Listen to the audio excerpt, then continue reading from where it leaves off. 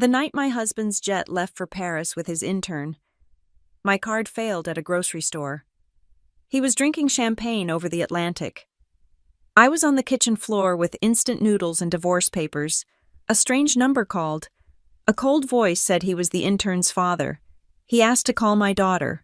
When the call ended, my husband's empire was already burning. My name is Faith Bryant. I am 36 years old. The cashier at the all-night grocery store doesn't even look at me. He just taps the screen and repeats the phrase, his voice bored. Declined. It is 11:45 p.m. I am standing under the harsh fluorescent lights of a bodega on the Upper East Side, trying to buy a box of pasta and a bag of instant noodles. The card I used is the graphite black Centurion, the one Elliot insisted I carry for emergencies. This, apparently, does not qualify. Try it again, I say, my voice quieter than I intended. He sighs and runs it again. The machine gives a pathetic little chirp. Declined, ma'am. I pull out my phone, my fingers slipping on the glass. The banking app, the one linked to our entire life, takes a moment to load. Joint account access denied. Joint savings access denied. Foxbridge executive account access denied. A cold, methodical sweep. He hasn't just cut me off, he has erased me. A flicker of movement from the small television mounted above the expired lottery tickets catches my eye. It's muted, but the chyron is bright blue. Financial gossip. And there he is, Elliot Marlowe, my husband, CEO of Foxbridge Meridian Group. He is smiling. That brilliant, camera-ready smile that raised $500 million last year. He is ascending the gleaming metal steps of a Gulfstream G650. His hand is placed firmly, possessively, on the small of a much younger back. The camera zooms in. Lena Langford, the 22-year-old intern. Elliot looks into the camera as if he knows I'm watching. Lena, oblivious or arrogant, just tosses her long blonde hair. The caption appears at the bottom of the screen. Marlowe's European expansion CEO and rising star Langford head to Paris. I slide the useless black card back into my wallet. I'm sorry, I muttered to the cashier. I've forgotten my PIN. I abandon the pasta. I keep the instant noodles, paid for with the crumpled $20 bill I found in the bottom of my purse. The walk back to the penthouse is 15 blocks. The doorman, Hector, nods respectfully. Good evening, Mrs. Marlowe. I wonder if he knows my key fob has been deactivated. It hasn't. Elliot is thorough. He wants me to get inside. He wants me to see the stage he has set. The private elevator opens directly into the foyer. I designed this place, every inch of it, the reclaimed oak floors, the Calicotta marble, the soft, warm, recessed lighting meant to make the floor-to-ceiling windows feel intimate, even as they overlooked the park. Tonight, that warm light feels surgical, illuminating my own autopsy. It's on the kitchen island, a thick, cream-colored leather envelope, embossed with the logo of Elliot's personal law firm, not the firm that represents Foxbridge. This is different. This is clean. My hands are perfectly steady. I am almost proud of them. I broke the wax seal. There is no letter, no apology, just a document. Friendly separation agreement. It's 50 pages long. Clipped to the front is a single sheet of paper, a printout from a real estate website. It shows a list of available one-bedroom and studio apartments in Queens. Beneath the listing is a single yellow sticky note, stuck to the first page of the agreement, Elliot's familiar, aggressive handwriting. 4 words. I trust you'll choose the mature option. Mature, the word he uses when he means silent, the word he uses when he's about to screw someone over, as if summoned. My phone vibrates violently on the marble countertop, and again, a rapid burst of emails, one after another, stacking up on my lock screen. Sender Foxbridge, Meridian HR. Subject formal notice. Suspension of duties. Subject urgent. Access revocation. Subject pending strategic review. I opened the first one. Dear Miss Bryant, Pending a review of your current role, your executive functions and all system access are temporarily suspended, effective immediately. Suspended from the company I built, the company I structured, the company whose entire operational backend I designed from scratch in our first apartment, back when Foxbridge was just Elliot, me, and a whiteboard. The panic hits then, a physical weight in my chest. I dial his number, straight to voicemail. The user is on a flight message. Of course, he's over the Atlantic. I tried his assistant. Voicemail. I will try the head of legal. Voicemail. The purge is absolute. My thumb moves on its own. A reflex of self-destruction. Instagram. I don't even have to search for her name. Lena Langford's story is the first one in the queue. A bright pink circle. I tap it. It's a boomerang. A crystal champagne flute. The bubbles rise and fall. Outside the small, curved window of the G650. The sky is black. She tagged the location. Hotel Plaza Athénée, Paris. The caption, Paris, I'm yours. I threw the phone. It hits the sub-zero refrigerator with a sickening crack and clatters to the floor. I sink down, my back against the cold steel. The cheap bag of instant noodles clutched in my hand. I am a 36-year-old woman from Ohio, sitting on the heated floor of a $20 million penthouse, and I have just been fired and divorced via sticky note. The phone, lying face down, begins to ring. The sound is sharp, violent in the silence. A number I don't recognize. It must be the bank, calling to inform me of the fraudulent activity. Or perhaps it's Elliot's lawyer, the one who drafted the mature option, calling to apply pressure. I crawl across the floor, my knees scraping on the Italian stone. I pick up the shattered phone. Hello? My voice is a croak. Faith Bryant. The voice is not a lawyer. It is deep, gravelly, and cold as a winter morning. It holds an authority that doesn't need to be announced. Who is this? My name is August Langford. The name hangs in the air. Langford. I know that name. He's one of the originals. A silent, massive investor in Foxbridge. The money behind the money. The man continues, his voice flat, precise. I am a primary investor in your husband's company. I am also Lena's father. My blood stops moving. I cannot breathe. Lena, the intern, his daughter. I don't. No, he cuts me off. You do not, but you will. I am aware that Elliot Marlowe has frozen your assets. I am aware that he took my daughter to Paris on a jet funded by one of my subsidiary accounts. A pause. I can hear him breathing. He doesn't sound angry. He sounds interested. This combination of events, August Langford says, I find more interesting than angering. It shows a profound lack of judgment on his part, and on my daughter's. Silence stretches. I am just a receiver, a piece of stone at the bottom of a well. So, Mrs. Marlowe, Faith, I have one, and only one. Question for you. Do you want him back, or do you want him ruined at your feet? The question is so blunt, so final. It cuts through the panic.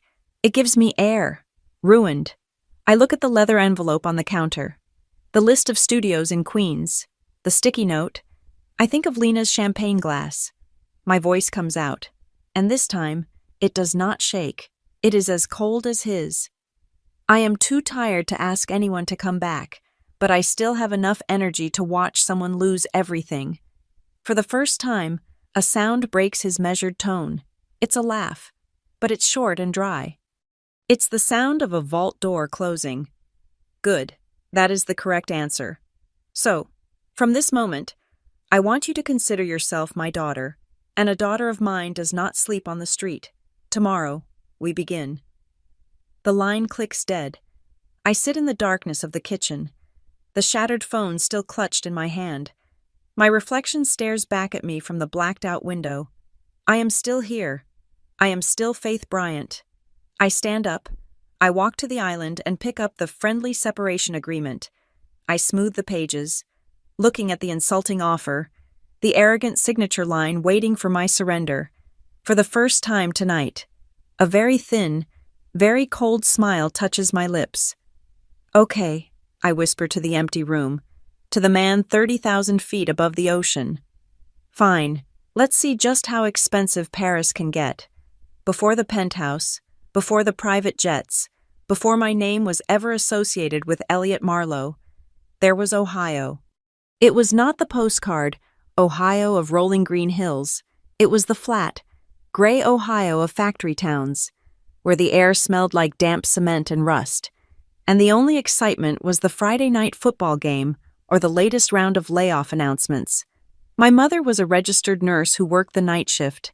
She moved through our small rented house like a ghost, smelling of antiseptic, stale coffee, and a profound, bone-deep exhaustion. My father left when I was 10. He didn't just leave. He evaporated. He went out for cigarettes and vanished, leaving behind a Ford Taurus he was upside down on and a stack of utility bills on the kitchen counter. That's where I learned my first lessons in finance. While other kids were learning algebra, I was learning how to read a shutoff notice. I learned what default meant. I learned how to negotiate a 30-day extension with a power company representative, my voice high and polite, pretending to be my mother. I learned that contracts and leases were not suggestions. They were iron traps. I discovered I had a mind for systems. By 16, I was working as a cashier at Mrs. Gable's Corner Market. It was a dying local shop, and I was bored. So I started watching. I watched the delivery schedules, the way she ordered inventory, the way customers moved through the aisles. On the back of a brown paper bag, I drew a new floor plan. I built a simple inventory system in a stolen notebook. I convinced her to move the high-margin items, the soda, the candy to the front, and the milk to the back. Her profits went up 12% in 3 months. She gave me a $50 bonus and told me I was too smart to be stocking shelves. I knew she was right. I wasn't just driven to escape that month-to-month, hand-to-mouth existence. I was driven to understand and control the systems that governed it. A full academic scholarship and 3 part-time jobs got me a finance degree and a one-way bus ticket to Chicago. I started at the bottom, in the back office of a mid-level property management firm. It was chaos. They managed old, decaying buildings with tangled ownership structures, horrific tenant records, and books that looked like they'd been kept by a drunk. I loved it. I became the cleaner. They would hand me a portfolio that was hemorrhaging money, a mess of code violations and angry tenants.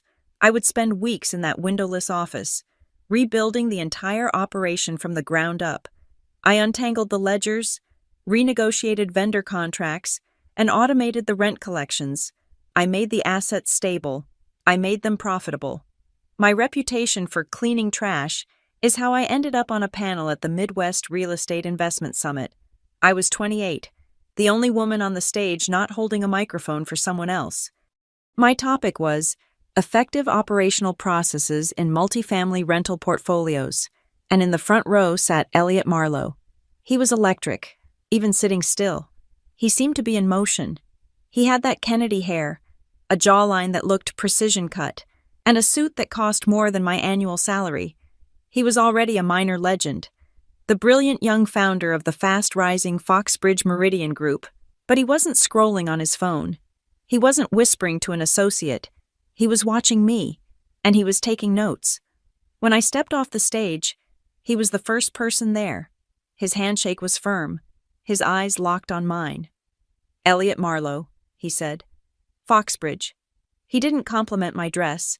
He didn't say I spoke well. He said, "Your data on vendor cost averaging versus tenant retention was brilliant. I've been trying to solve that exact problem." He talked for 20 minutes, not at me, but to me. He spoke about his vision, about building quality housing for the middle class, about disrupting the lazy, old-money developers who let their buildings rot. He was passionate. He was smart. I saw instantly, a perfect version of my own ambition. But with one crucial difference, he already had the capital. He had the access. I just had the binders full of data. Our romance was built on those binders. It blossomed over late-night spreadsheets in my tiny, drafty studio apartment. We'd analyze deals he was considering, and he would listen, truly listen, as I tore apart an acquisition target's flawed accounting. He made me feel like a partner, not a conquest.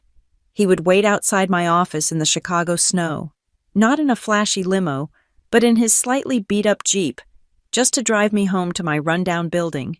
He knew exactly when to be quiet, when to praise, and when to say the one thing I needed to hear.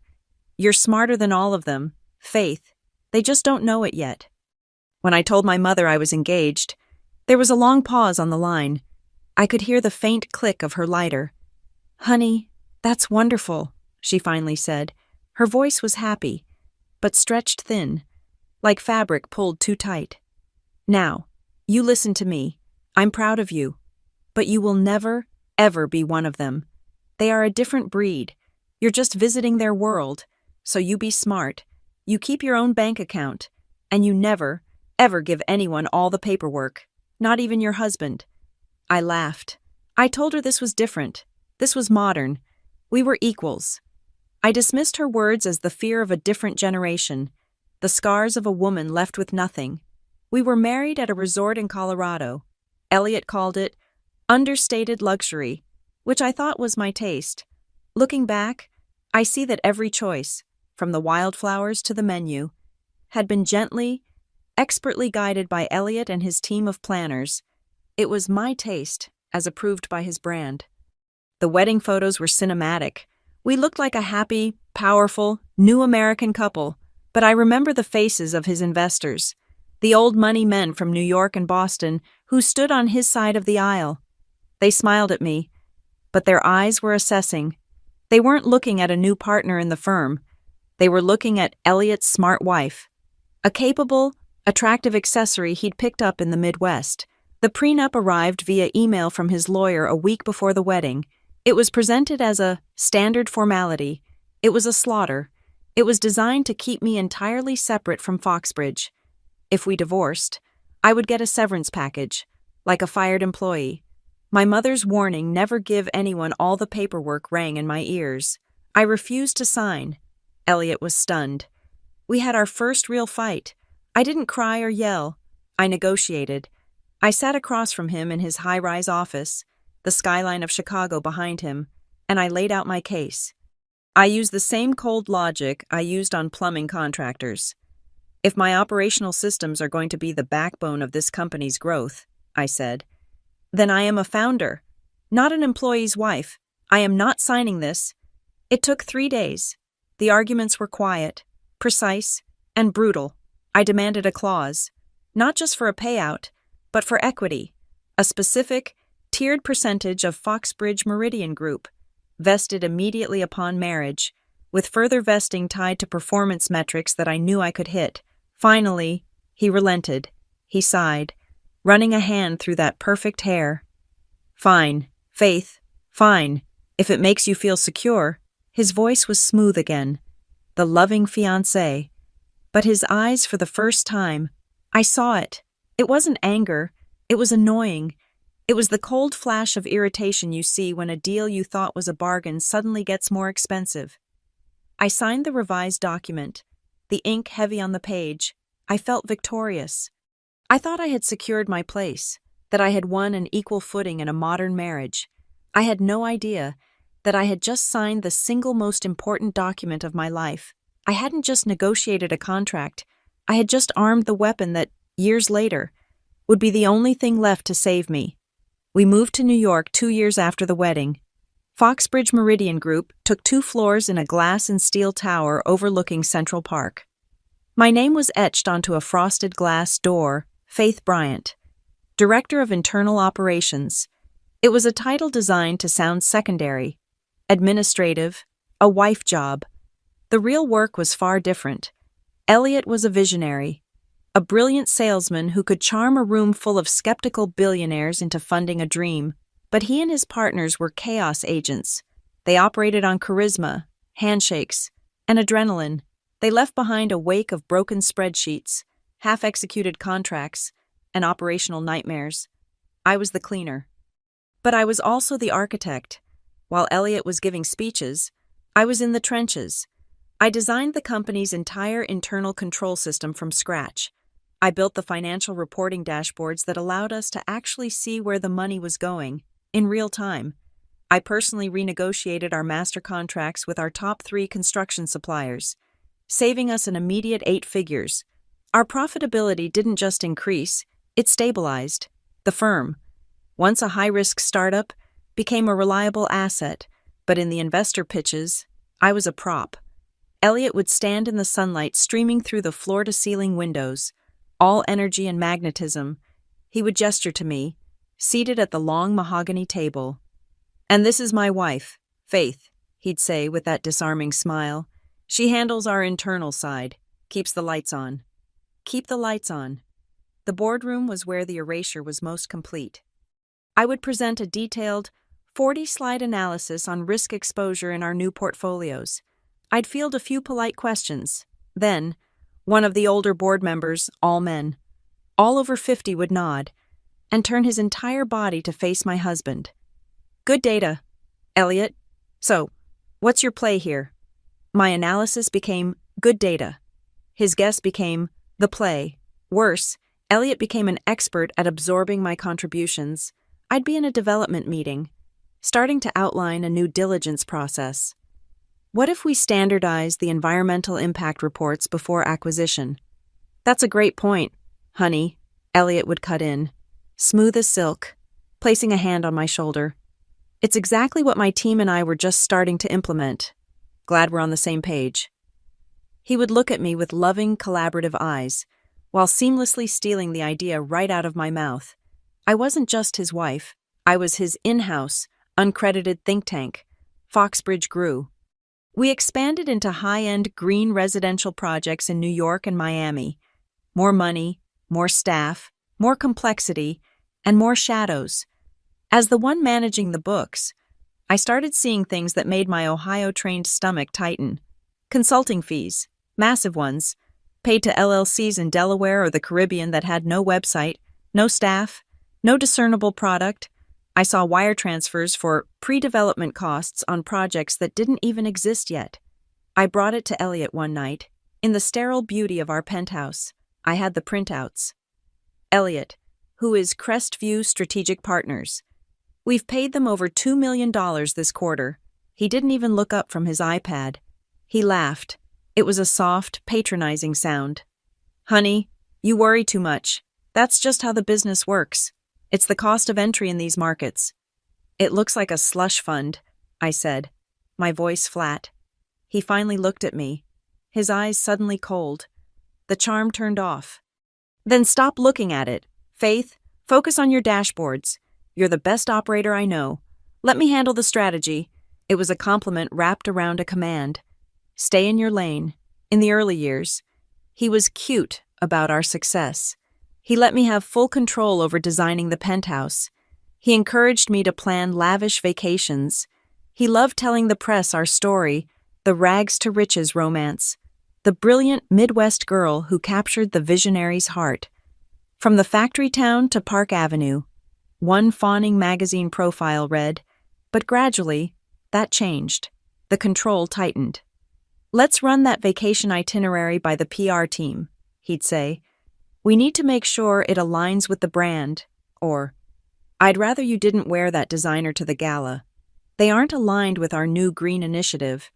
My life, my choices, even my wardrobe, became subject to approval, not from a PR team, from him.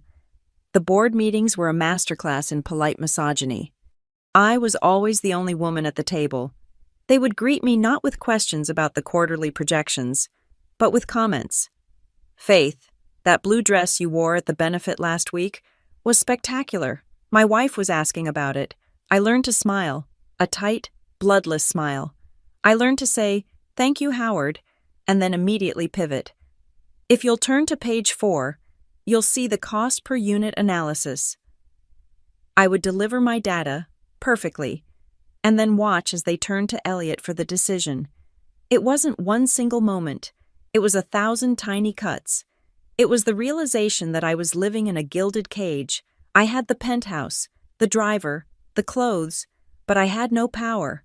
My mother's voice came back to me, clear as a bell across the years. Don't ever give anyone all the paperwork, so I started a habit, a secret ritual. In the silence of my office, long after my assistant had gone home, I began building an archive. For every major contract I reviewed, every partnership agreement, every wire transfer that felt wrong, I made 2 copies. One went into the official, cloud-based filing system. The second, a hard copy, was printed, initiated by me with the date I reviewed it, and placed in a file. That file went home with me. It went into a fireproof safe I'd had installed in the back of my custom-built closet, hidden behind a row of cashmere coats. I forwarded suspicious emails to a private, encrypted address I'd created. I saved chat logs. I took screenshots of meeting calendars that were later deleted. I wasn't planning a war. I was just documenting the truth. I was ensuring that if the worst day ever came, I would not be the woman left with nothing. The beginning of the end was named Europa Vista Residential. It was Elliot's new baby, a massive billion-dollar fund to acquire luxury properties in Europe. He called me into his office. He sat on the edge of his desk, not behind it, a practiced move to show he was being casual, a partner. "Faith," he said, his voice full of mock concern. "I'm worried about optics. With you as COO and me as CEO, launching this new international fund could look like a conflict of interest to our new European investors. They're very old school." "What are you suggesting?" I asked. "I think it's time to elevate you," he said, smiling, the picture of a proud husband. "We're creating a new role for you, non-executive strategic advisor. You'll be off the day-to-day grind. You'll have time to focus on the big picture, and the house in the Hamptons. You've earned it." It sounded like a promotion. It was a corporate assassination. It meant I was off the executive committee. It meant I was removed from all banking authorizations. It meant my system access would be downgraded. I was being moved from the engine room to the observation deck, where I could watch, but not steer. I realized, with a clarity that felt like swallowing ice, that in every official photo, I looked like a tasteful accessory. In every legal document, my name was always on a separate line, smaller, indented, nested beneath the words, "Wife of Elliot Marlowe." I started to ask myself the question, the one I'd been avoiding: if I was pushed out tomorrow, what would I have? An art collection, some expensive dresses, and a resume that everyone in New York would believe was a gift from my husband. I wasn't a partner. I wasn't even an employee. I was a beautiful, well-kept, and very, very useful amenity. The summer MBA intern program was an annual ritual at Foxbridge. It was Elliot's pet project, a way to build loyalty and, more practically, to find cheap, brilliant labor from the children of our investors. They arrived in a wave of dark suits and ambition, all desperate to impress. This year, one of them separated from the pack immediately. Her name was Lena Langford. She was 22, with the kind of polished, effortless beauty that comes from generations of money. She was smart, fast, and she radiated a confidence that bordered on arrogance. She knew how to play the game. She knew how to speak to power. She was the daughter of August Langford, one of our largest and most silent institutional investors. Elliot, citing the need to personally mentor our top-tier talent, assigned her to work directly with him. At first, I watched her with a detached interest. She was a younger, shinier, bolder version of myself, but one who had never had to read a shut-off notice. She had never worried about a grocery bill. I almost admired her audacity. That admiration curdled and died about 3 weeks later. My advisor role still gave me passive access to Elliot's calendar and inbox. It was a professional necessity, or so I told myself. I began to see them. Emails, time-stamped at 1 in the morning, then 2 in the morning. The subjects were cloaked in business speak. Breakthrough idea. Midnight thoughts on the Miami project. The content was anything but. Her emails were breathless, fawning, full of praise for his vision, his replies, from a man who famously believed exclamation points were a sign of a weak mind, were littered with emojis, a winking face, a clinking champagne glass. It was unprofessional. It was intimate. It was a language I recognized. but one he had never used with me, not even in our earliest days. The real line was crossed at a networking gala for the Europa Vista Fund. It was a rooftop event in Midtown, the air heavy with the smell of expensive gin and the quiet murmur of deal-making. I was stuck talking to a banker about yield curves when I saw them across the room.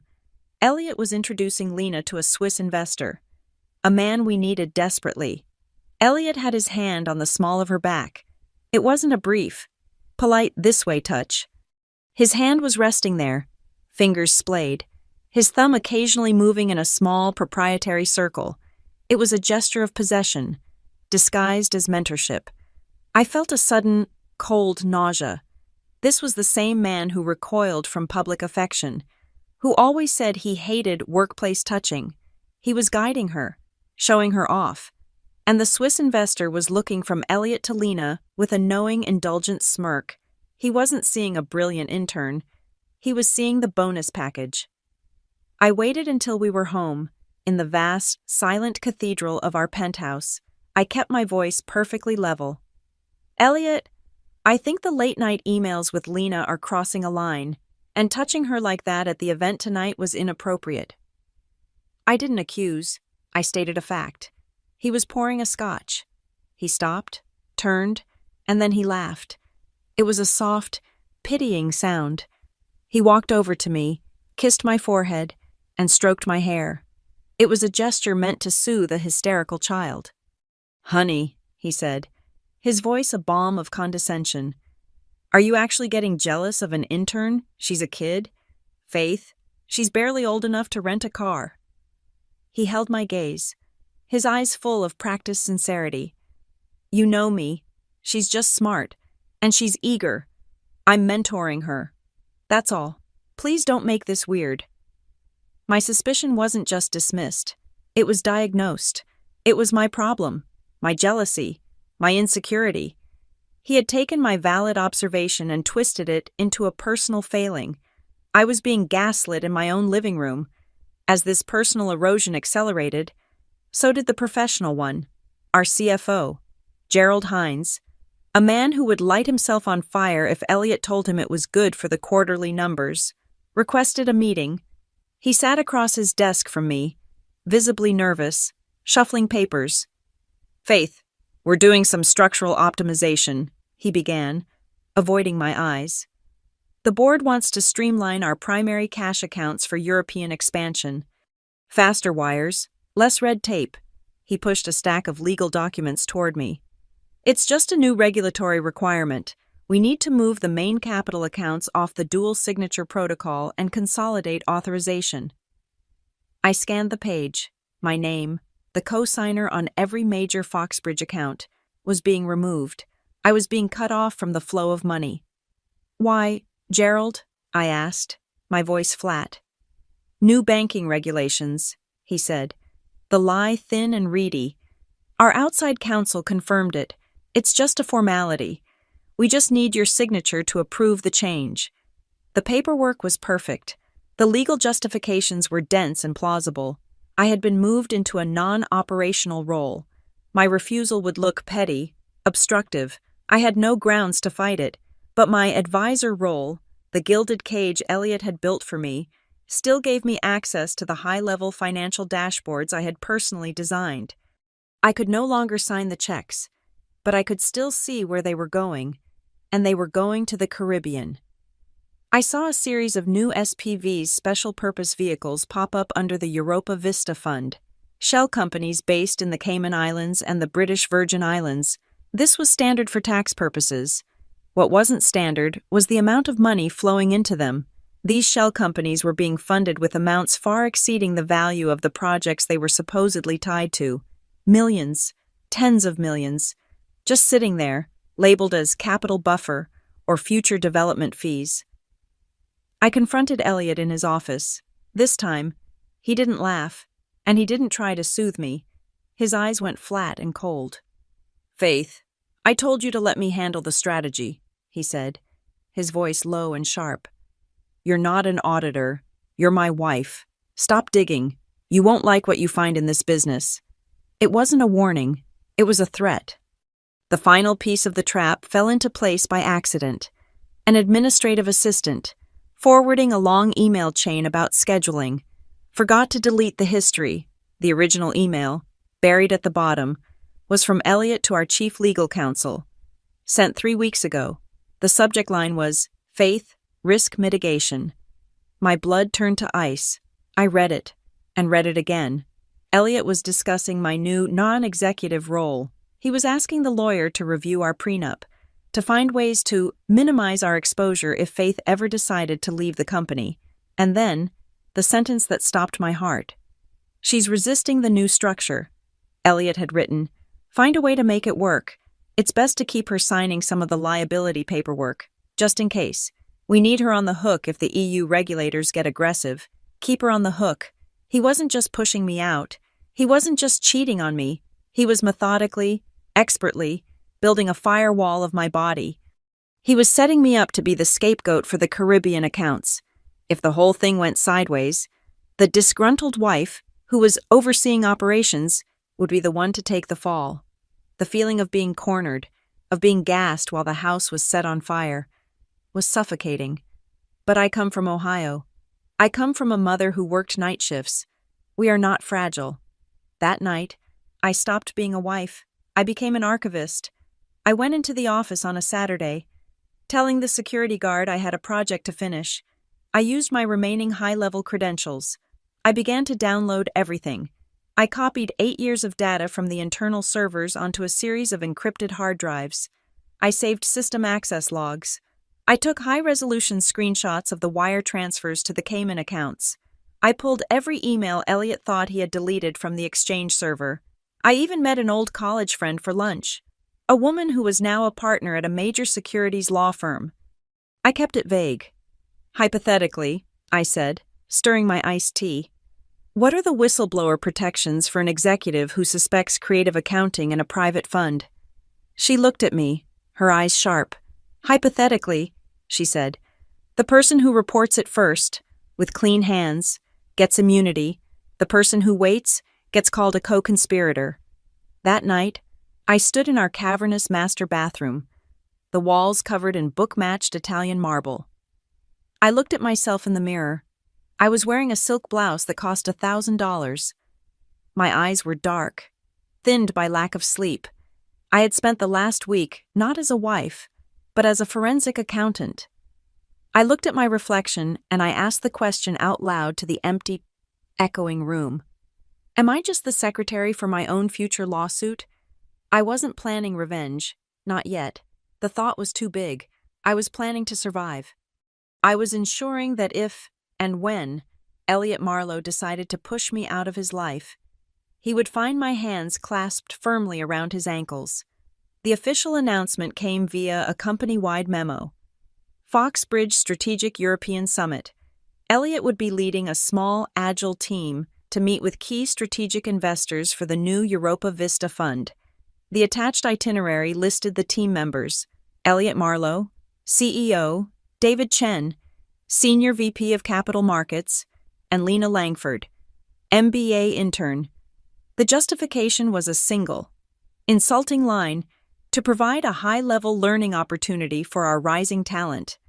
I was still, technically, the non-executive strategic advisor. I was also, technically, his wife. I requested a meeting. I didn't wait for an answer. I walked into his office. He was on the phone, looking out over the park. He motioned for me to wait. Holding up one finger, I didn't wait. I closed the door. Hard. The sound made him flinch. He hung up. Faith, I'm in the middle of... You're taking an intern to Paris, I said. It wasn't a question. On a capital-raising trip, instead of your co-founder, he sighed, adopting his patient husband persona. Honey, we've been over this. You're non-operational now. It would send a mixed message. It would look like you're second-guessing me. I need you here, holding the fort. You're the one I trust to keep the team calm while I'm gone. He smiled at me. That fake, grateful, manipulative smile. It was the same smile he used on the board. He was treating me like just another employee to be managed. I'm not holding the fort, Elliot, I said, my voice dangerously quiet. I'm the person who built the fort. You are taking your girlfriend on a business trip and spending it on our investors." The smile vanished. His face went blank, then cold. "You are being hysterical, and you are wrong. Now, if you'll excuse me, I have a fund to launch." The day before his flight, the final blade fell. An email from HR. Subject: important update, role reevaluation. It was a masterpiece of corporate legal speak. Given the new strategic direction and to further avoid any potential conflicts of interest, your role as strategic advisor will be restructured. I scrolled past the justifications to the new terms. 6-month, unpaid advisory period. Pending a full review of internal structuring. Unpaid. They had done it. They had legally, cleanly, and methodically severed my last tie to the company's payroll. I was no longer an executive. I was no longer a paid advisor. I was just, in their eyes, a wife. And Elliot was about to take care of that, too. The night he left for the airport, he came home for exactly 15 minutes. I heard his key in the door. He strode in, not as a husband, but as a man on a schedule. He was already pulling off his tie. He didn't look at me as I stood in the kitchen. "Flight's in 2 hours," he said, walking straight to the master closet. I heard the shower turn on, a high-pressure hiss. He was out in 5 minutes, a towel around his waist, already checking his phone. He dressed in the dark of the closet, fresh suit, black, perfectly tailored. He came back into the living room, packing his DOP kit. The scent of his expensive cologne, the one I'd bought him, filled the air. It was a smell I used to associate with security. Now it just smelled like an exit. "So that's it," I said. "Unpaid." He zipped his bag. He didn't look up. "It's for the best. Faith cleans things up." He walked to the kitchen island, the one I'd carved from a single block of marble. He placed a thick, cream-colored leather envelope on the counter, the one from his personal law firm. "This is the mature option," he said. I knew exactly what it was. The draft from my nightmare. The separation agreement. "You're divorcing me." "We're separating," he corrected. Finally looking at me, his eyes were flat, bored. This was the last item on his pre-flight checklist. "I'm offering you a clean break, a generous one, considering." "Generous? It's a conditional offer. You sign the NDA. You move out of the penthouse. You'll be well taken care of, but the offer expires in 7 days. After that, we use the other options." I looked at him, the man I had built a life with, the man I had pulled from chaos and given a structured empire. "What other options, Elliot?" "The ones where you pin the Caribbean accounts on me." His face didn't flicker, but his eyes hardened. "I knew you were digging. You should have stopped when I told you to." He picked up his briefcase. "I'm giving you a beautiful, quiet exit. Faith, I'm giving you the chance to just disappear. Take it. Be smart. Don't be the person from Ohio right now. It doesn't suit you." He walked to the elevator. He didn't say goodbye. He didn't look back. The brushed steel doors slid shut. I stood in the silence, my heart hammering against my ribs. I picked up the envelope. I didn't open it.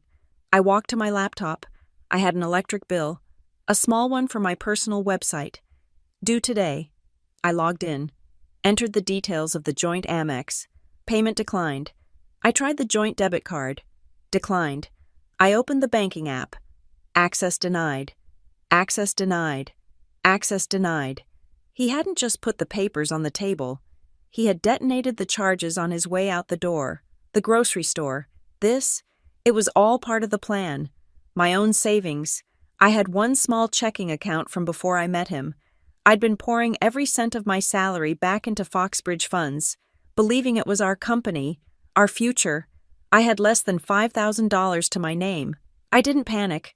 I got methodical. I went to my closet, not to the dresses. I went to the safe, hidden behind the coats. I pulled out the hard drives, the binders of printed files. I put them in the bottom of a large, anonymous-looking duffel bag. I packed 1 week's worth of simple clothes, jeans, sweaters, my running shoes. I took my laptop, my personal phone, and the burner phone I had bought 2 weeks ago. I walked out of the penthouse, I didn't look back. I took the service elevator down to the garage, past the row of black Escalades and my own parked Range Rover. I got into the only car that was solely, legally in my name, a 4-year-old Audi sedan. I drove out of Manhattan, through the tunnel, and onto the New Jersey Turnpike.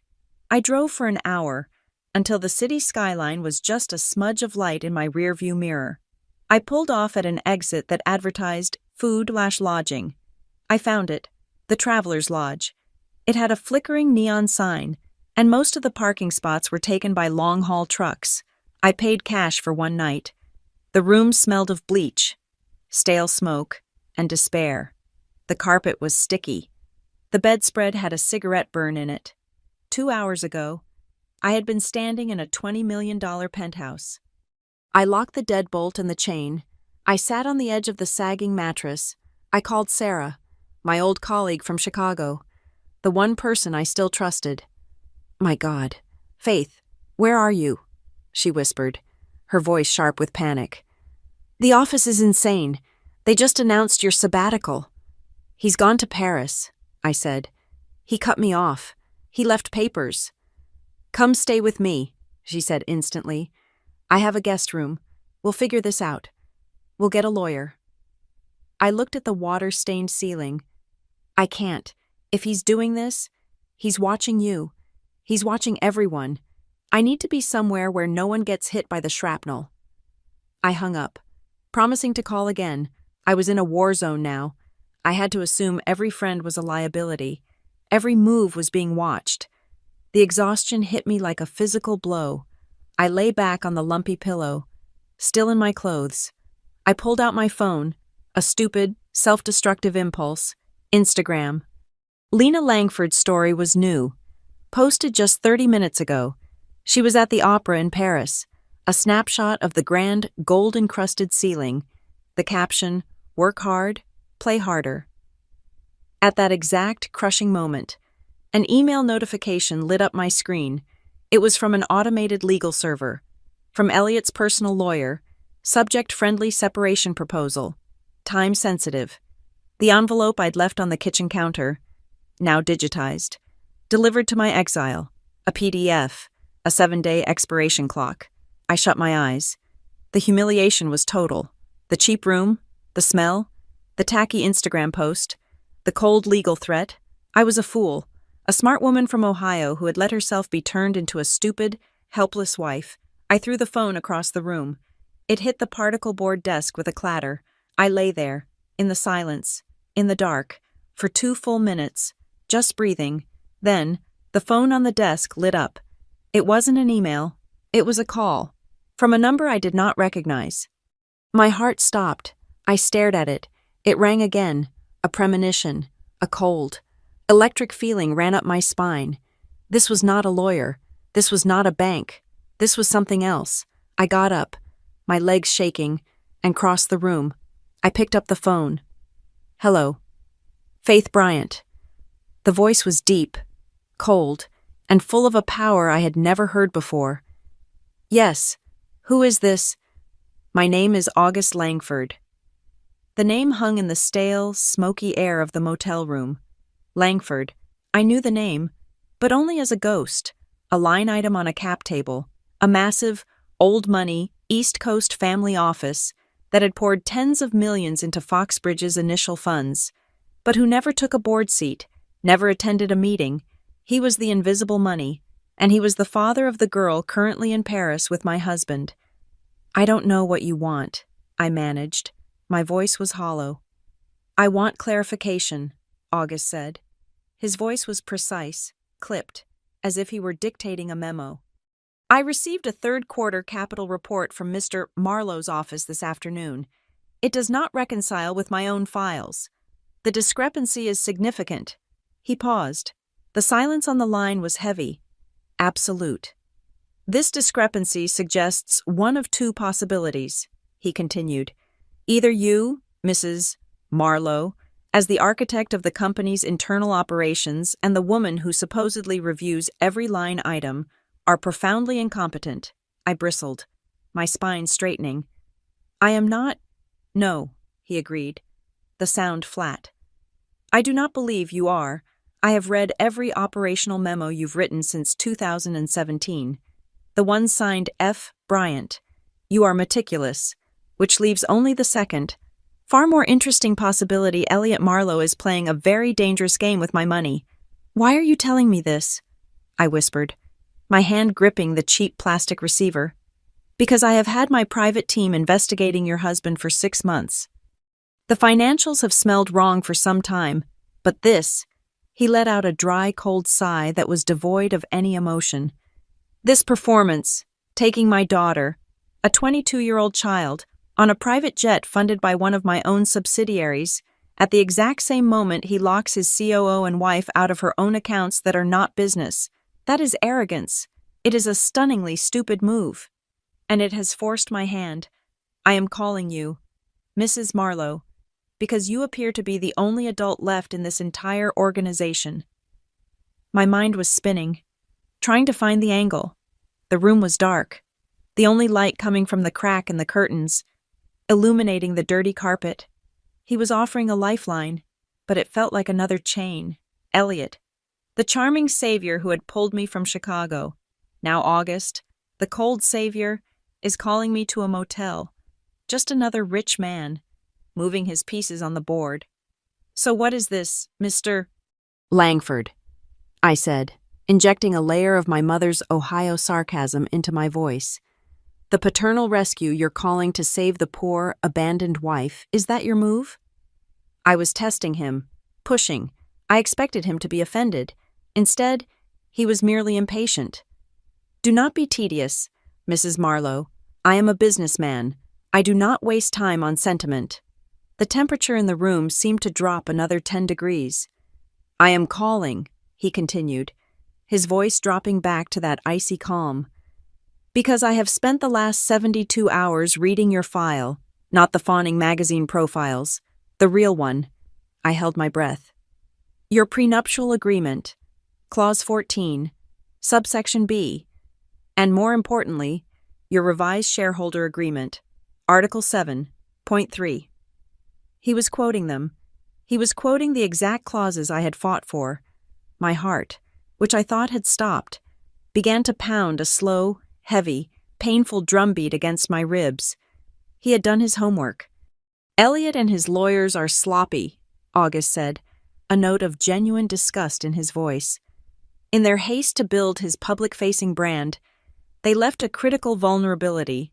Those clauses, which I suspect you wrote yourself, state that any new fund structure, specifically any offshore entity utilizing the Foxbridge brand and leveraging capital from existing principal investors, requires my signature, I finished, my voice barely a whisper, requires the explicit wet ink signature of Faith Bryant as original co-founding partner, he corrected, not strategic advisor, not wife, co-founding partner, which means, Mrs. Marlowe, that the entire Europa Vista Fund, all those shell companies in the Caymans, the very trip he is on right now is built on a foundation of sand. Legally, without your signature on those documents, those SPVs are not just unstable, they are fraudulent. I sank onto the edge of the sagging motel bed. The encrypted hard drives in my duffel bag suddenly felt 10 times heavier. He was right. Elliot had moved too fast, too arrogantly. He had pushed me out before securing my signature on the new fund. He thought my silence was guaranteed. He thought I was beaten. So, August continued, his voice a sharp blade, I am offering you a business relationship, not a rescue. I will provide you with a full legal team, the best forensic accountants in the country, a secure place to live, and an operating line of credit. Effective immediately. You will not be poor by morning. The car, the clothes, the penthouse, they are irrelevant. The air in the room felt thin. I could barely breathe. And in return, you will open those files I know you have, the ones you've been hiding in your closet. You will give my team every email, every wire transfer, every spreadsheet you've been collecting. You will tell us everything Elliot Marlowe has been hiding, not just from me, but from the SEC. I don't want him corrected. I want him dismantled. dismantled. The word echoed in the cheap, empty room. It was precisely what I wanted, but the terms were wrong.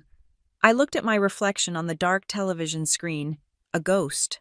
A woman who had just traded one owner for another. "No," I said. There was a long, dangerous silence on the line. I had challenged him. "You will need to elaborate," he said, his voice flat. "I appreciate the offer, Mr. Langford. I truly do. But I am done being a passenger. I will not trade one powerful man's control for another. I will not be your weapon. I don't want another man running my life." My voice was shaking, but I meant every single word of it. I heard him laugh. It was the same dry vault door sound from the first call. "Good," he said. "That is precisely what I needed to hear. I have no use for another spoiled child who needs to be managed. One daughter acting the fool in Paris is quite enough." He paused, and his voice softened. Just a fraction, but it was there. "I need a partner, Faith, and you need a proxy. Let's not complicate it. As for the daughter comment, let's just say, I protect my family, and Elliot just put you, and your equity, firmly on my side of the ledger." The word hung in the air. Daughter. It wasn't warm. It wasn't paternal. It was a statement of alliance, a declaration of assets. He was claiming to be me, but unlike Elliot, he was claiming my mind, not my image. I stood there, smelling the stale smoke and bleach. The insulting legal proposal from Elliot's lawyer sitting in my inbox. I could sign it. I could take the generous payout, disappear into one of those Queen studios, and live a quiet, humiliated life. I could be the mature option, or I could get into a car with this cold, terrifying man. I could use the archive I had built. I could burn the entire rotten structure to the ground and stand in the ashes. "I don't want compensation. Mr. Langford," I said, my voice clear and final. "I don't want a payout. I want control. I want company." Another beat of silence. Then, approval. "That," August Langford said, "is the correct answer. Control is always the prize. The rest is just noise. What happens now? You will sleep, tomorrow morning, at precisely 9 a.m. A black Mercedes sedan will be waiting for you in the motel parking lot. The driver's name will be Arthur. He will not speak to you. You will give him your current phone, and he will give you a new one. What about my things, the penthouse?" "Forget the penthouse," he said dismissively. "The penthouse is a box full of his things. Leave the keys on the motel desk. Let him wonder. My daughter still thinks Paris is the destination. For us. Faith, the destination is the boardroom." The line clicked dead. I didn't move for a long time. The neon sign outside the window cast a faint, sickly red glow onto the wall. I walked into the small, disgusting bathroom and looked at myself in the cracked mirror over the sink. My hair was flat, my face pale. I looked like a refugee, but my eyes were not the eyes of a victim. They were the eyes of a co-conspirator. I was no longer Mrs. Elliot Marlowe, the CEO's pretty, smart wife. I was a partner in a hostile takeover. I went back into the room, picked up my duffel bag, and zipped it shut. I took the friendly separation agreement that I had brought from the penthouse, the one that I had refused to sign.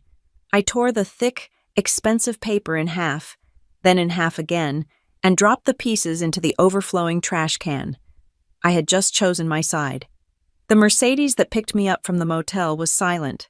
The driver, Arthur, was exactly as August had described, built like a bank vault, and he did not speak.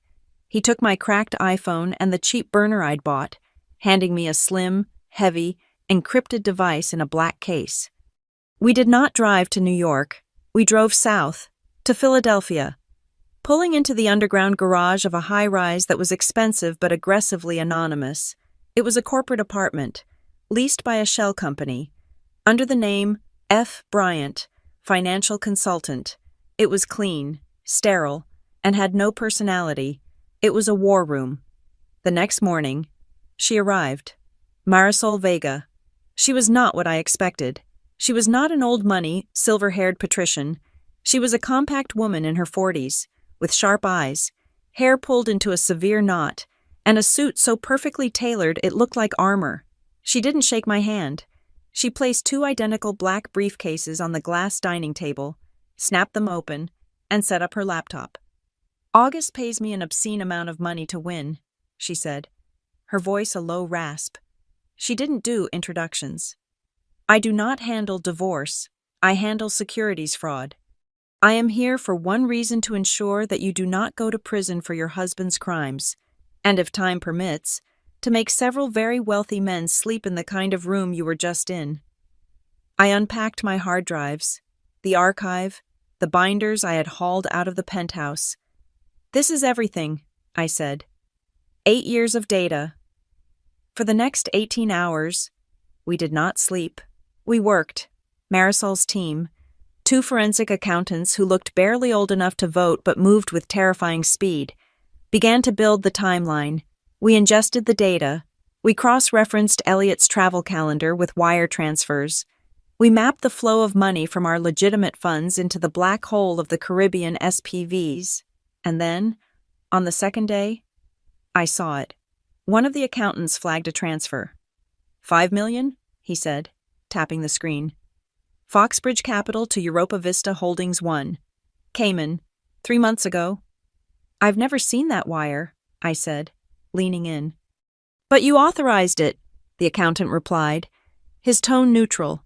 He zoomed in on the PDF of the transfer order. There it was, an electronic signature, F. Bryant. My blood ran cold. I felt the floor drop out from under me. "That's not my signature." Marisol, who had been buried in a stack of incorporation documents, was at my side instantly. She stared at the screen. "Say that again." "It's not mine," I said, my voice shaking. "It's close." He scanned an old signature and turned it into a digital stamp, but the loop on the F is wrong. I never do it that way. I remembered Elliot's email to his lawyer, the one I wasn't supposed to see. It's best to keep her signing some of the liability paperwork. Keep her on the hook. He hadn't just been planning to push me out. He had been actively setting me up as the fall guy. Marisol looked at me, her eyes devoid of pity, only calculation. "This changes everything. This is no longer a divorce. This is no longer a corporate fight. This is self-preservation. Faith, he didn't just sideline you. He implicated you, right now. If this fund collapses, you are the co-signer on a fraudulent wire transfer. You are a co-conspirator." The air in the sterile room suddenly felt thin. The objective wasn't just revenge anymore. The objective was to stay alive. August called that night on the new secure phone. It was a video conference. His face was stern, framed by a dark, wood-paneled library. Marisol and I sat side by side at the glass table. I told him about the forgery. He didn't react. He simply nodded, as if I had just confirmed the weather. "I assumed as much," he said, his voice a cold rumble. "Amateurs are always sloppy. It's why we are moving carefully. Now, let me be clear about my own position." He then laid out his half of the board. For the last 6 months, as his financial team flagged the creative reports from Foxbridge, August had been quietly buying. He hadn't used his own name. He operated through 3 obscure Delaware-based shell companies, all managed by Marisol's firm. He was buying out the smaller, nervous investors. Elliot, in his arrogance, saw these as 3 separate, passive funds. He didn't see the single hand closing around him. "As of this morning," August stated, "I have quietly acquired a 54% controlling stake in Foxbridge Meridian Group. Elliot believes he is the majority shareholder. He is not. He is a high-salaried employee in a company I own. He just doesn't know it yet." He leaned into the camera. "I do not," he said, his voice laced with cold fury. "Enjoy being treated as a stupid ATM." "So we strike," I said, my blood pounding. "We call an emergency meeting." "No," Marisol said, cutting me off. We don't tip our hand. We file. We build the cage before we rattle it." For the next week, Marisol's team launched a silent, procedural war. They filed a blizzard of motions in Delaware and New York, all carefully worded to look like bureaucratic housekeeping. Petitions for data preservation were sent to Foxbridge's IT department. Third-party record preservation subpoenas were sent to the banks in the Caymans. Routine audit inquiries. They were quiet. Legal tripwires. Elliot's legal team would see them, but they would dismiss them as the nuisance filings of a disgruntled wife's divorce lawyer. They wouldn't see the coordinated attack from a securities lawyer. My job was to build the weapon. I was the insider. Marisol needed me to translate the data into crimes. I sat at that glass table for 72 hours, writing. I built the insider's dossier. I didn't just show the wire transfers. I explained why they were fraudulent. I showed how Elliot's team systematically inflated the projected valuations of our Miami properties by 20% right before a capital raise. I flagged the consulting fees that I knew, from deleted emails, were payoffs to a corrupt city councilman. I pulled the expense reports showing how Elliot had buried the cost of the Paris jet, his personal dinners, and Lena's shopping sprees under the budget for Europa Vista project development. This was the hardest part, the waiting. We had to let Elliot continue to believe he was winning. Let him stay in Paris, August commanded over the phone. Let him feel victorious. Every $1,000 bottle of wine he buys my daughter is another wiretapped charge of misappropriation of fund assets. Let him keep sending incriminating emails from his company account. Let him dig. So I had to watch. I sat in that sterile apartment, the blinds drawn, and forced myself to look at Instagram. Lena posted a photo of them at the Louvre, with the caption, "Culture plus capital." Someone tagged Elliot in a photo at a 3-star Michelin restaurant, raising a glass, looking like the king of the world. My stomach churned. But it wasn't jealousy, not anymore. It was cold and raging. Every post was another exhibit.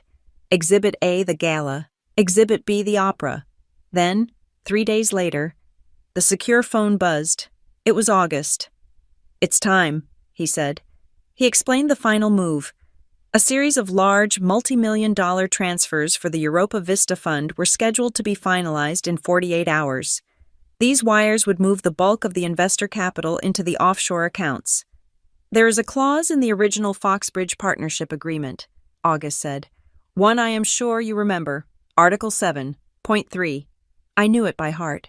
It was the clause I had fought for before my wedding.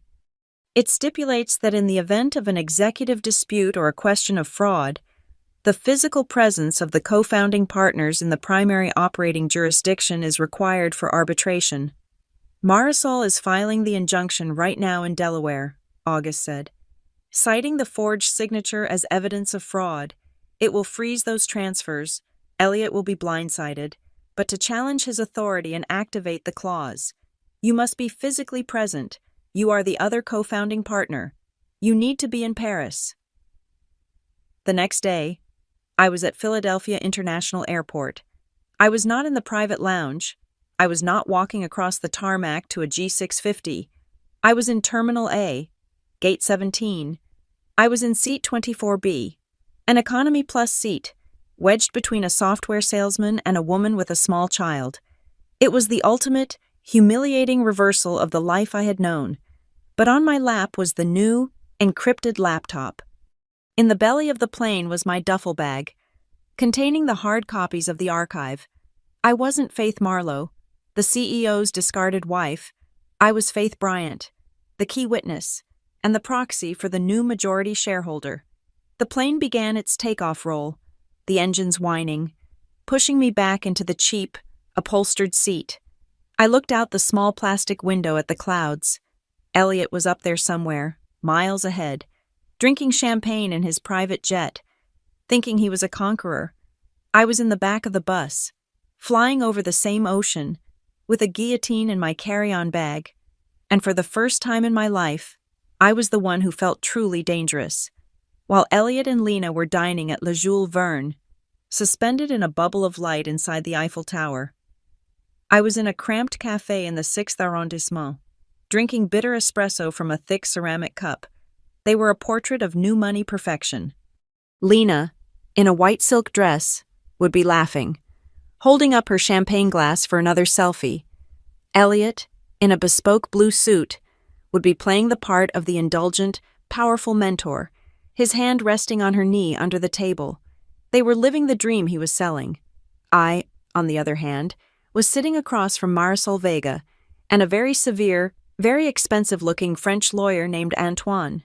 The cafe was small, smelling of old coffee and rain. Spread between us on the tiny marble table was a stack of legal documents.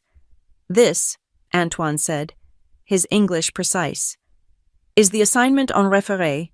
It is an emergency summons. We are petitioning the commercial court based on your affidavit." He tapped the document next to my cup. "You are attesting, under penalty of perjury, that your signature was forged on the primary funding documents for Europa Vista Holdings 1, 2, and 3. "Which it was," I said. "Oui," he said, unimpressed. "The result is this: a judicial order, effective in 1 hour, freezing all capital transfers from those entities. The accounts will be locked, pending a full evidentiary hearing." I picked up the heavy, old-fashioned pen. As Lena was posting a story of her dessert, a perfect, gold-dusted chocolate sphere, I was signing my name. One signature to halt a $5 million transfer, another to freeze the Cayman SPV, a third to alert the Swiss bank that was holding our investors' capital. Each stroke of the pen was a wire being cut. Each signature was a knot tightening around the neck of Elliot's European fantasy. Marisol watched me, a small, grim smile on her face. "They're staying at the Plaza Athénée," she said, checking her secure phone. "Suite 801, August lands in 20 minutes. He's booked the presidential suite, on the 9th floor, directly above them." I finished the last page. "Why?" I asked, confused. "Why in the same hotel? Why not let the injunction hit and watch him panic from afar?" Marisol began packing the signed documents into her briefcase. "August believes liars need a stage," she said, snapping the lock shut. "He wants to see your husband's face. He wants to give him the news in person." From Lena's perspective, the dream was only getting better. They had shopped on Avenue Montaigne. She had bags from Chanel and Dior, all paid for with the Black Centurion card linked to the Europa Vista Development Fund. She was the star of her own movie, but the cracks were showing, even if she didn't see them. Elliot had become tense, his phone a permanent attachment to his hand.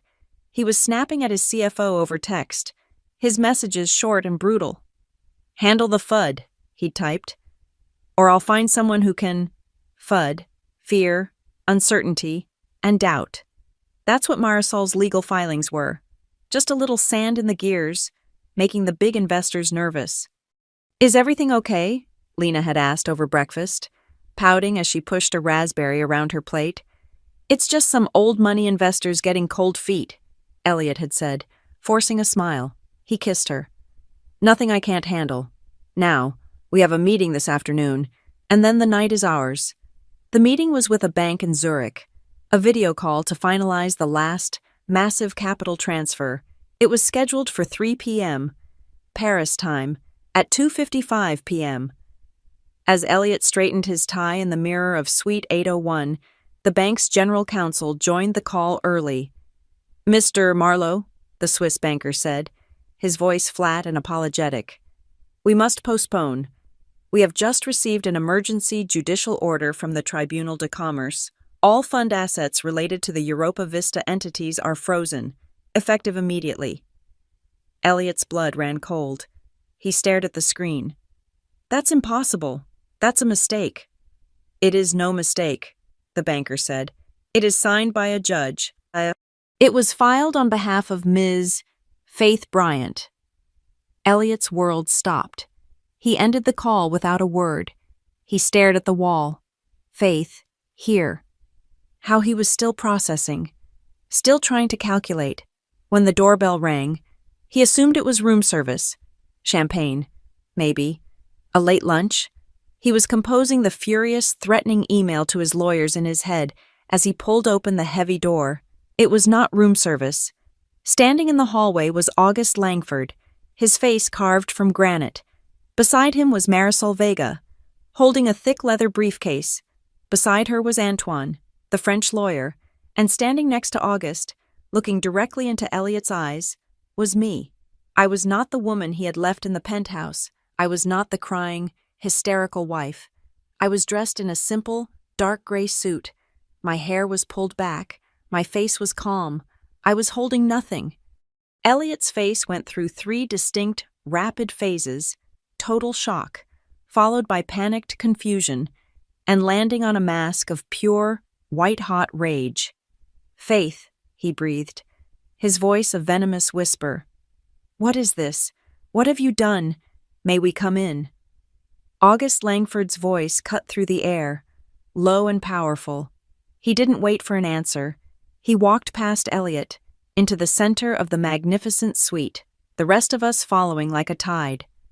"What's going on? Elliot, who is—" Lena's voice trailed off as she emerged from the bedroom. She was wearing a white hotel bathrobe. Her hair was wrapped in a towel. Half her face was covered in a foundation mask. She stopped dead when she saw her father.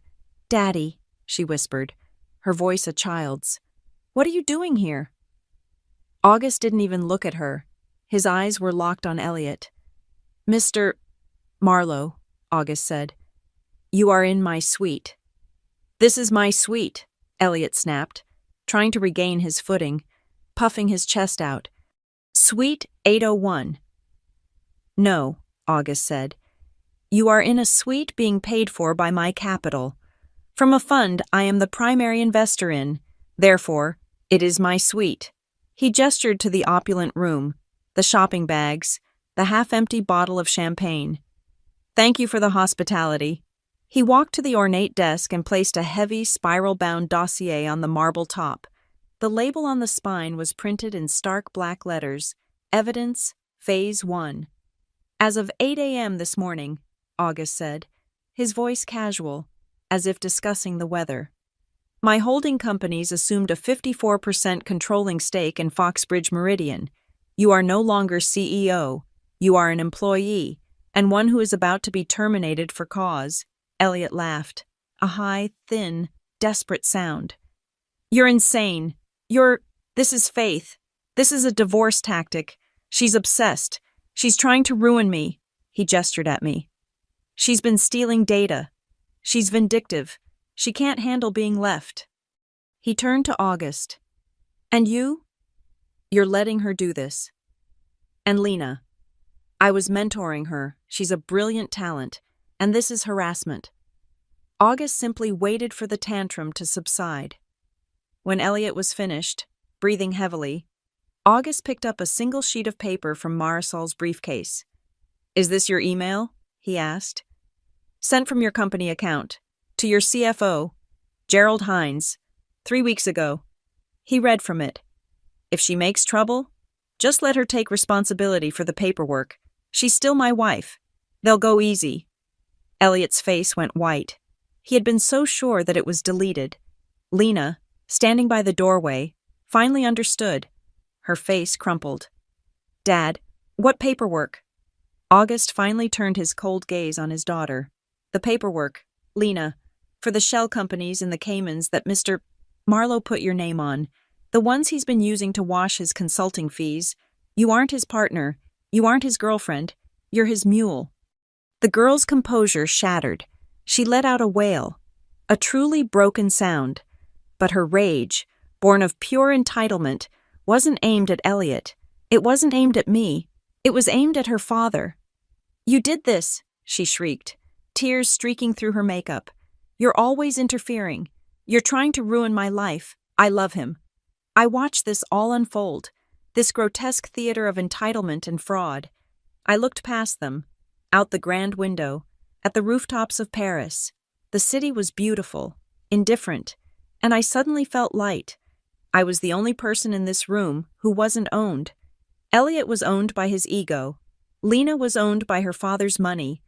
August was owned by his need for control. I was owned by nothing. I was living on my data, on my memory, on my skill. "August," I said, my voice cutting through Lena's sobs. Everyone stopped. "May I have a few minutes alone with Mr. Marlowe?" August studied my face, then nodded.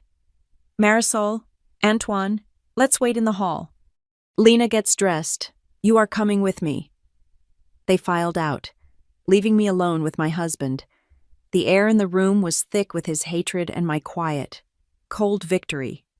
You, he hissed, his face contorted. You low class. Ungrateful I made you. You made me a scapegoat. Elliot, I said.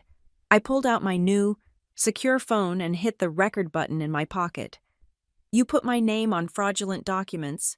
I protected you, he yelled, taking a step toward me. It was just a failsafe.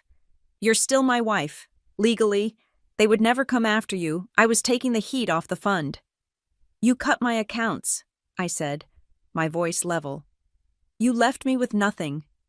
I left you a generous offer, he shouted. I left you a way out, and you brought him August Langford.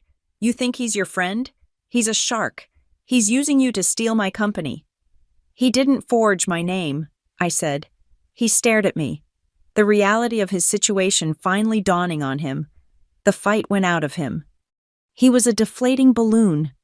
Faith, he whispered, trying the old charm, the last desperate move. Honey, we can fix this. You and me. We built this. We can push him out. Tell me what you want. The penthouse. Half you want, half. It's yours. Just call them off. Call off these lawyers. I recorded it all. The confession, the threats, the pathetic, desperate bargaining. I stopped the recording. It's over. Elliot? I walked to the door and opened it. Marisol and August were waiting. Elliot pushed past me, his face a mask of sweat and rage. I'm going for a walk, he snarled. I'm going to call my lawyers. You'll be hearing from them. He stormed down the hall to the private elevator. He jabbed the button. He didn't look back. I watched him go. A walk won't do him much good, Marisol said, checking her watch. As the elevator doors opened for him in the grand marble-floored lobby of the Plaza Athénée, 2 uniformed officers from the French Brigade Financière were waiting. They were accompanied by a man in a dark suit from the U.S. Embassy. Mr. Elliot Marlowe, one of them said, his French accent thick. Elliot froze. We have a request from the United States Department of Justice. The man continued, polite but firm. We need to ask you to come with us, and we will be holding your passport, pending the investigation. The news of Elliot's detention in Paris hit the financial wires at 4 a.m. New York time, by the time the markets opened. Foxbridge scandal was the only thing on television. The explosion was immediate and catastrophic. Our publicly traded partners saw their stocks crater. Investors, from massive pension funds to smaller family offices, were in a full-blown panic. The glass tower of Foxbridge Meridian, the one I had helped build, was burning. I was back in the United States, installed in a stark, anonymous office in one of August Langford's New York properties. Marisol had been explicit. You are not to be seen.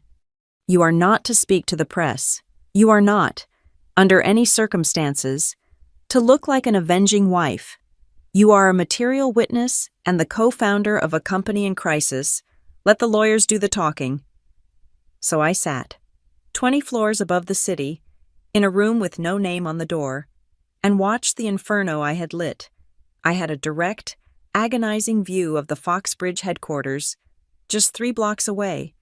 It looked like a ship I had designed, now dead in the water, taking on water fast.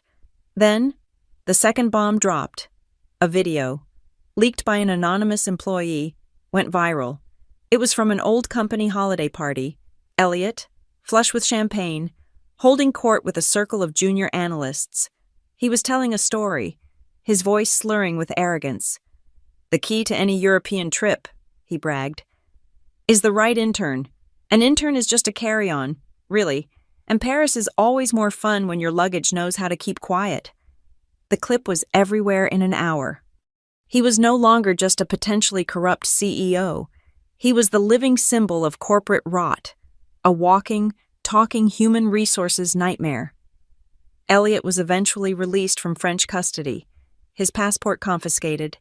He was allowed to return to the United States, but he was grounded, under federal supervision. His arrival at JFK was not the triumphant return of a conqueror. It was a media circus.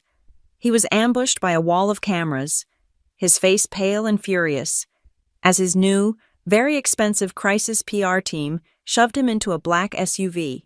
Their counterattack began the next morning. The narrative was simple and vicious. Elliot Marlowe, the visionary, was the victim.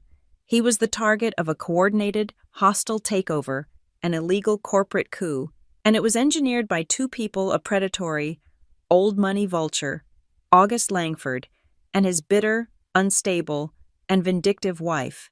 They used my life against me. They painted me as the girl from Ohio, eaten alive by ambition and class resentment. I was the gold digger who, upon learning her husband was leaving her, decided to burn the entire kingdom to the ground rather than walk away. It was a good story. It was almost believable. August ignored it all. He treated the media storm like bad weather. He simply called an emergency meeting of the Foxbridge Board of Directors. The meeting was held in a neutral war room, the main conference center of Marisol's law firm. It was a soundproof, mahogany-paneled tomb. "You will be there," August had instructed me. "Not as Mrs. Marlowe, not as an advisor. You will attend as Ms. Faith Bryant, co-founder, and primary witness." When I walked in behind August and Marisol, the air in the room was electric with hostility.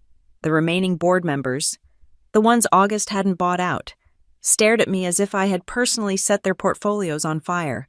They saw August as a shark, and me as the pilot fish who had led him to the kill. "This is an outrage." August. Howard Vance, the oldest board member, snapped before we had even sat down. "Your personal games have brought the feds to our door. You've destroyed shareholder value. This is a personal vendetta, and you've used this woman to do it." August simply took his seat at the head of the table. "Howard," he said, his voice a cold, quiet rumble. "It is Mr. Marlowe who brought the feds to your door. I am merely the one who turned on the lights. Ms. Bryant is here to show you exactly what you have been approving in the dark." It was my turn. I felt the blood pounding in my ears. I walked to the head of the table. I plugged my encrypted laptop into the main display. I did not cry. I did not speak of Paris, or the motel, or the sticky note. I gave them the numbers. "Good morning," I said, my voice steady. "What you are looking at is the parallel accounting system I have been maintaining for the past 4 years. For 60 minutes, I was the woman from Ohio. I was the woman who built the dashboards. I was the cleaner. I showed them the forged wire transfer with my fake signature. I put the date of the transfer on the screen, right next to the date Elliot moved me to the non-executive role. I showed them the incorporation documents for the Cayman SPVs, signed by Lena Langford, dated just 3 days after her mentorship began. I showed them the original, accurate property valuations from our Miami project, and then the altered, inflated versions that Elliot had sent to investors, cross-referenced with his own emails, demanding the numbers be optimized for the raise. I was the mapmaker, and I showed them exactly where the train had gone off the rails. When I finished, the tomb was silent. Howard Vance, the man who used to compliment my dresses, was ashen. He stared at the screen, then at the thick binders Marisol's team had placed in front of him. He looked at August, then at me. He let out a long, weary sigh and rubbed his face. "My God," he whispered to the man next to him. "We let the handsome kid drive the train. We never even bothered to check if the mapmaker was telling him to slow down." August stood up. "The Foxbridge brand is dead. Elliot Marlowe's career is over. The only question is whether this board goes down with him, or whether we salvage the assets." He laid out the terms of surrender. 1. Elliot Marlowe will resign from all positions, effective immediately. 2. He will forfeit his entire equity stake to the compensation fund we are establishing to make our investors whole. 3. We will cooperate fully with the SEC and the Department of Justice. We will hand them Elliot, and in return, we will secure immunity for the firm itself. He paused, then looked directly at me. And 4. We will restructure. We will form a new entity from the clean, performing assets, and Ms. Faith Bryant will be appointed executive chair of the transition. It was a total victory, a complete coup. It was controlled. I should have felt triumphant. Instead, I felt sick. A part of me, the part that had sat on that lumpy motel bed, wanted to light a match to the entire proposal. I wanted to scream no. I wanted to force a Chapter 7 bankruptcy. I wanted to liquidate every desk, every server, every lease. I wanted to pull every last dollar out of the burning building and let Elliot, the board, and the entire company turn to ash. But I thought of the 400 other employees, the accountants in Chicago, the analysts in Miami, the administrative staff in New York who had always been kind to me, the people who had never been on a private jet, who had never stolen a dime. They would all be unemployed tomorrow. Their pensions, their lives, their futures, all collateral damage in my war. I was standing on the line between justice and destruction, and I had no idea which way to step.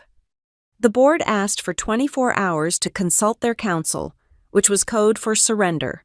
As Marisol and I were packing our briefcases, her secure phone buzzed. She looked at the text, then at me, her expression unreadable. "A request," she said, "from Lena Langford's new lawyer. She's back in New York. She's at her mother's apartment. She is distraught. She refuses to speak to August. She will only speak to you." I agreed. The next morning, we met in an empty conference room, high above the city. The girl who walked in was not the confident, glamorous intern from the Plaza Athénée. She was 22, wearing baggy sweats, her hair a tangled mess. Her eyes were red and swollen. She looked terrified.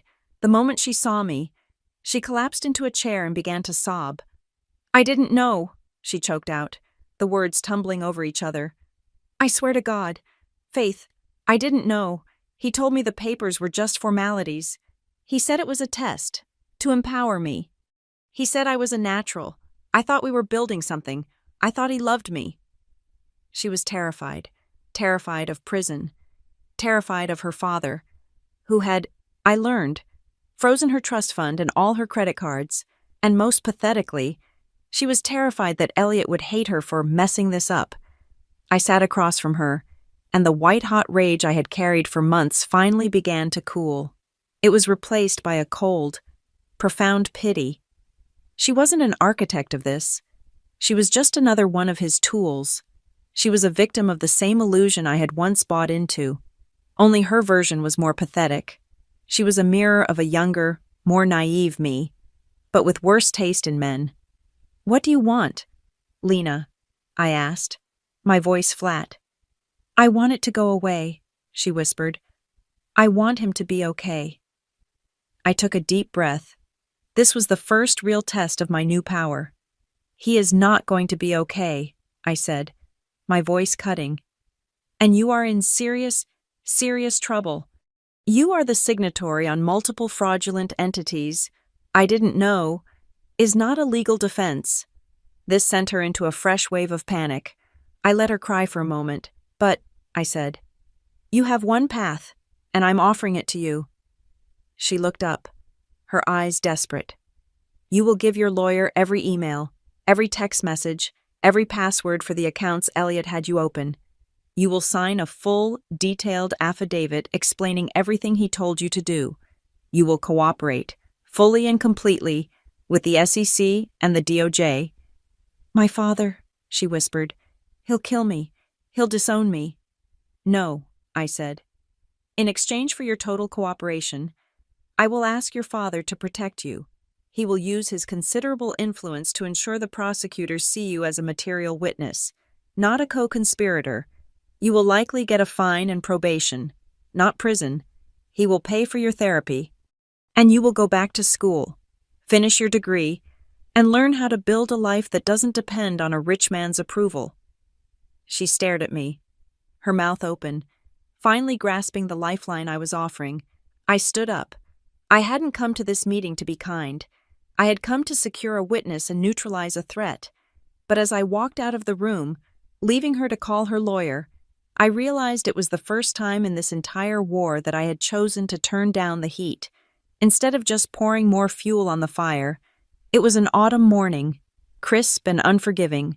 The glass tower of the Foxbridge headquarters was surrounded, not by police, but by the press, a ring of white media vans, satellite dishes aimed at the building like weapons.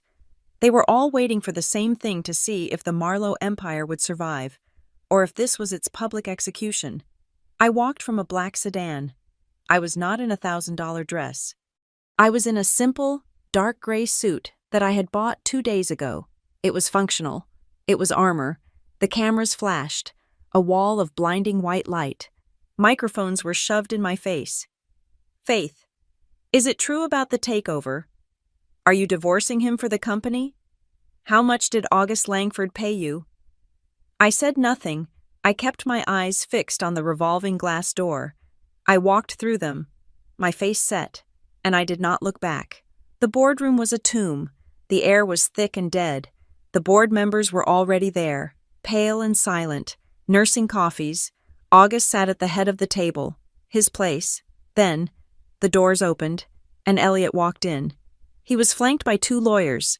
He wore a dark suit, but it was rumpled. The collar of his shirt was slightly wrinkled. The vibrant, magnetic energy was gone. He looked thin, gray, and exhausted. And around his left ankle, just visible above his expensive Italian shoe, was the hard black plastic of a court-ordered GPS monitoring bracelet. It was the most stunning, most complete visual contrast to the man I had seen on magazine covers. He looked at me as he took his seat. His eyes were not sad. They were not apologetic. They were a toxic, desperate mix of pure hatred and one last, flickering hope of manipulation. August did not stand. He did not raise his voice. He simply began. Good morning. We are here today to formalize the future of this company. Based on the findings of our internal investigation and in cooperation with federal authorities. He was blunt. He was cold. He summarized the findings in a monotone. Illegal transfer of fund assets, gross misappropriation of capital for personal use, including, but not limited to. He read the dates and expenses of the Paris trip, the shopping, the dinners, abuse of executive power and conspiracy to defraud investors. Elliot's lawyer started to speak, but Elliot cut him off. This is a joke, Elliot said, his voice raw. This is nothing but a clerical error, a simple accounting mistake. This is a hostile, vindictive action from my wife. My client has not been your wife in any meaningful sense for some time. Marisol's voice cut through the air, sharp as glass. And her new partner, Elliot pressed on, his voice cracking, pointing a shaking finger at August. He's using her to steal my company. August simply raised an eyebrow. He looked down at the dossier in front of him. Mr. Marlowe, are you referring to the accounting error in this email, sent from your account to Mr. Hines, outlining the plan to keep her on the hook for the European liability? He slid a copy down the table. Or perhaps the clerical error detailed in this audio file, recorded in Paris, where you admit to forging her signature and attempting to bribe her with half the company to call off the lawyers. He pressed a button, my voice, and then Elliot's, filled the silent room. You forged my name. I protected you. It was just a failsafe. Elliot sank in his chair, his face white. Or maybe, August continued, his voice relentless. You mean the vindictive action detailed in this signed, sworn affidavit from my daughter, Lena Langford, complete with all text messages, itemizing every SPV you had, her sign her name to as a test of her empowerment. He dropped the final, thick document onto the table. Checkmate. There was no other story to tell. The air left the room. August looked around the table. We are moving on to the future of Foxbridge. He paused, and his eyes found me. He stood up. It was the first time he had done so. It was a gesture of respect. Ms. Faith Bryant, he said, his voice resonating. She is not just a co-founder. She is, as it turns out, the only person in this room who knows how to build something of value without stealing it from someone else. He looked directly at me, his face stern, but his eyes were something else. He spoke to the entire room, to the investors, to the lawyers, to Elliot. This is Faith Bryant. To me, she is a daughter, not because she married or divorced anyone, but because her hands, her skill, and her integrity are the only things that just saved everyone else in this company from total ruin. The word daughter landed in the silent room with the force of a gavel. It was a declaration. It was an adoption. It was a transfer of power, more final than any stock certificate. In the back, a press officer's phone was still on, broadcasting the audio to the lobby. The word daughter echoed out over the news feeds. I later learned that Lena, watching the live stream from her mother's apartment, had heard it and cried in silence. Elliot looked from August to me and back to August. He saw it. He finally saw it. He had no allies. He was an island, and the tide had just come all the way in. We will now vote, August said. Sitting down, the resolution was read. 1. Elliot Marlowe resigns from all positions. 2. He forfeits his entire equity stake to the Investor Compensation Fund. 3. He will sign a binding agreement, barring him for life from ever holding an executive or board position in any publicly traded company. The alternative, August added, as if an afterthought, is that this board votes to dissolve. We hand the entire unmitigated file to the UN Attorney's Office, and they will pursue the more severe charges of conspiracy and racketeering, which carries a minimum of 10 years in federal prison. The vote was a formality. A series of quiet, defeated ayes went around the table. It was unanimous. Then I spoke.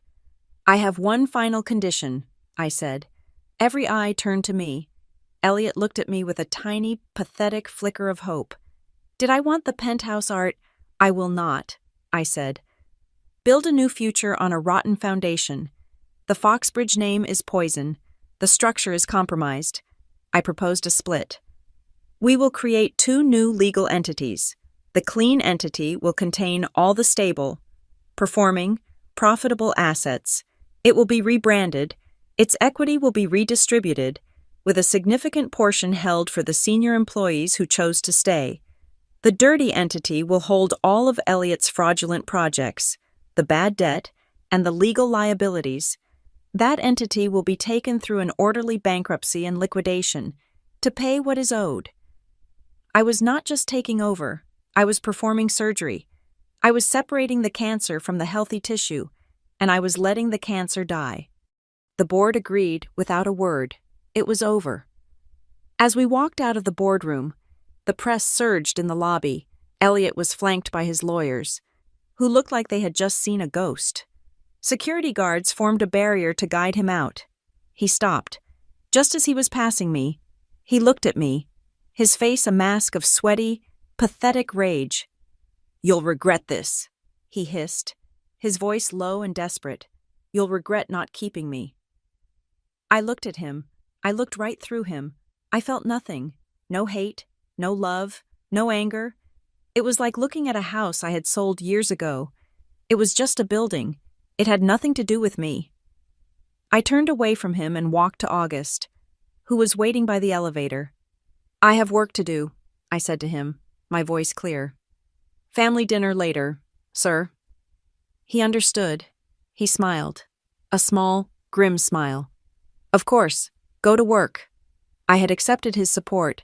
I had not accepted his control. The epilogue is not a long story. It is a single, quiet moment. It is 6 months later. I am in a new office. It is not a glass tower. It is in a solid, pre-war brick building.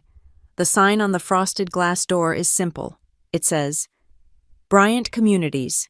It is a new company, born from clean assets. It is majority owned by its employees. We build and manage community-focused, sustainable housing. I am sitting at a simple wooden desk, looking at a set of blueprints. They are for a new, mixed-use residential complex. It is in Ohio. It is 2 blocks from the street where my mother used to live, in that small, drafty apartment. I pick up my pen. The night my rich husband took his intern to Paris, I thought I had lost everything. It turns out, that was the night I stopped being someone's wife and started being the architect of my own life. And as for her father calling me daughter, that was just a reminder. From now on, any powerful man who wants to stand with me, whether it's a husband or an investor, will have to learn to stand beside me. Not in front of me. Thank you for listening to my story. Please comment below and let me know where you're listening from. I'd love to connect and share our thoughts. Be sure to subscribe to Zoe Revenge Stories, like this video, and give it a boost by hitting that hype button so more people can hear this story.